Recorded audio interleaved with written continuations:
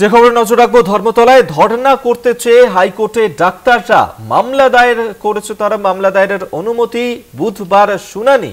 যদিও ডাক্তাররা বুধবার থেকেই ধর্ণা দিতে চান, মঙ্গলবার রাতে পুলিশের কাছে অনুমতি চাইলেও অনুমতি দিতে আপত্তি জানায় পুলিশ, যার কারণেই এবার তারা কলকাতা হাইকোর্টের দ্বারস্থ হয়েছেন। ধর্মতলায় ধর্ণা করতে চেয়ে হাইকোর্টে ডাক্তাররা মামলা দায়েরের অনুমতি দেওয়া হয়েছে এবং যদিও ডাক্তাররা তারা বুধবার থেকেই ধর্ণা করতে চাইছেন এবং গতকাল রাতে অর্থাৎ মঙ্গলবার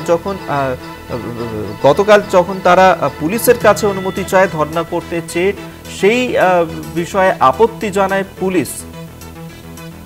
আপনাদেরকে জানিয়ে রাখবো যে ধর্মতলায় ধর্ণা করতে চেয়ে হাইকোর্টে ডাক্তাররা মামলা দায়ের করার অনুমতি দেওয়া হয়েছে। সোমবার রাতের বেলাতেই তারা পুলিশের কাছে অনুমতি চায়, কিন্তু সেই নিয়ে আপত্তি জানানো হয় পুলিশের তরফ থেকে, যার কারণে আজই তারা হাইকোর্টের দ্বারস্থ হয়েছে।